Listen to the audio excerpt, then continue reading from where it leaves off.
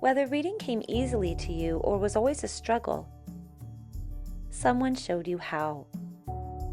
They decided what to explain, what to practice again, where to slow down, and what you were expected to figure out on your own. Most of us never think about these decisions. Once reading starts to work, we stop noticing how it's being taught. But spend any time around schools, tutoring centers, or teacher training programs, and one name keeps coming up: Orton-Gillingham. It sounds precise. It sounds established. But what it actually means is rarely slowed down enough to be understood. So before we decide what Orton-Gillingham can or cannot do, there's a simpler question worth asking. What are we really talking about when we say Orton-Gillingham? Welcome to 29 Slides, because every lesson has a story. Hi, I'm Tara, and in this video we're going to get really clear about what Orton-Gillingham is and what it isn't.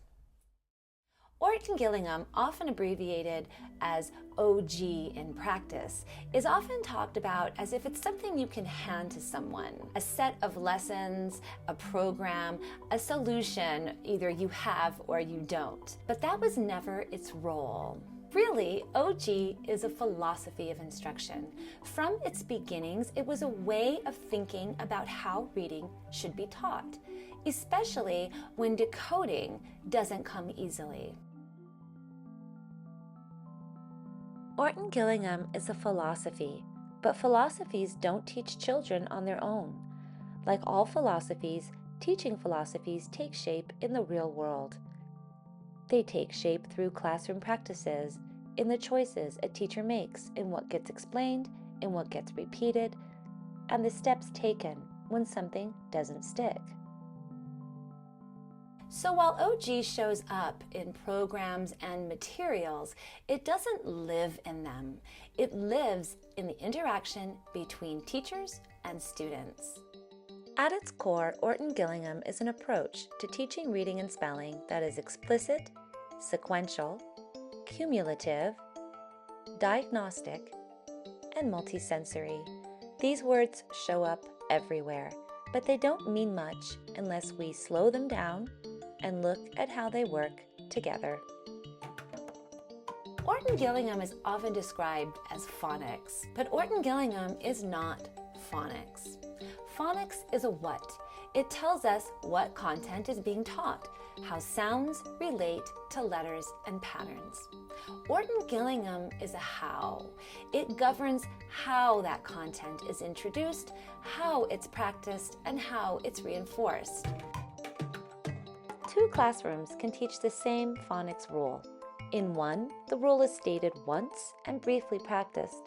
In the other, it's revisited, connected to spelling, practiced across multiple senses, adjusted in response to errors.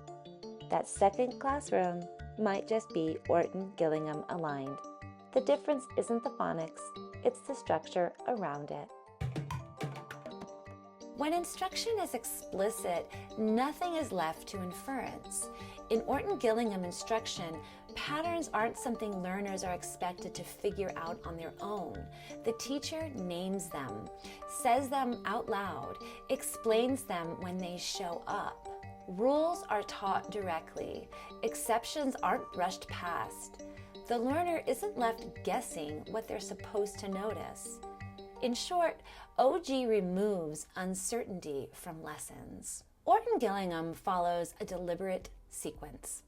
Sequential means skills are taught in a specific and intentional order, chosen to reduce confusion and overload. Cumulative means nothing is left behind. Once a skill is taught, it keeps showing up in reading, in spelling, and in writing as new skills are added. For example, a student might spend several lessons working with just a few consonant sounds and one short vowel, not to limit progress, but to secure it. Those sounds are read, then spelled, then written in words and sentences. Reading supports spelling, spelling supports writing, writing reinforces reading. Once a skill is introduced, it doesn't disappear. Nothing new is added until what came before it is secure. This is why OG instruction can feel slow. It is, on purpose. One of the key defining features of Orton-Gillingham is that instruction is diagnostic. Assessments don't happen after the lessons. They happen during the lesson. Every hesitation, every error, self-correction, the speed of a response, these moments tell the teacher what to do next. That's why OG instruction resists being fully predetermined. Programs can provide structure and sequence, but the lesson still has to respond to the learner in front of you. The learner is shaping the lesson in real time. A lot of confusion around Orton-Gillingham shows up around one word: multisensory. Multisensory instruction is often misunderstood as enrichment, extra activities or movement meant to make the learning more fun or engaging. In Orton-Gillingham, it serves a different purpose. It's reinforcement. Learners see a letter. They say the sound, they write the symbol. The same skill is practiced through multiple pathways at the same time. Not to entertain, but to stabilize learning. If one pathway is weak, another supports it. Over time, those pathways begin to work together. That redundancy is intentional. Over time, these practices spread. Teachers shared them with other teachers, tutors adapted them for individual learners. The name Orton-Gillingham began to carry meaning, not as a program, but as a signal. It came to suggest instruction that was deliberate, systematic, responsive, rather than guesswork. Today, there are hundreds of programs and thousands of educators who describe their work as Orton-Gillingham based. Over time, Orton-Gillingham became a kind of shorthand, a way of signaling structure and care in reading instruction. But shorthand can turn an approach into a thing. Orton-Gillingham was never meant to be something to buy or to complete. Orton-Gillingham isn't a program you finish. It's not a checklist, and it's not a guarantee. Orton-Gillingham is a framework for making instructional decisions, especially when reading doesn't come easily. Programs can align with it. Teachers can be trained in it. But ultimately, it lives in the interaction between teacher and learner.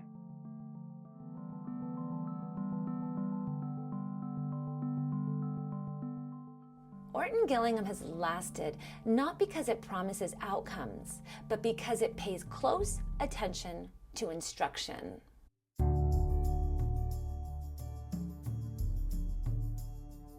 When learning stalls, you change the instruction. You don't change the learner, you change the teaching. Every reader was taught by someone, and that teacher made choices and assumptions. Orton-Gillingham makes those instructional choices visible. It offers guidance on what to explain, what to practice again, and what not to leave to guesswork. Because Orton-Gillingham isn't a program, it's a way of deciding how to teach with intention, clarity, and care. Thank you for joining me until the very end of this story. If you enjoyed what you learned here today, please subscribe for more stories from the archive. I'm Tara, and this is 29 Slides. Until next time, bye for now.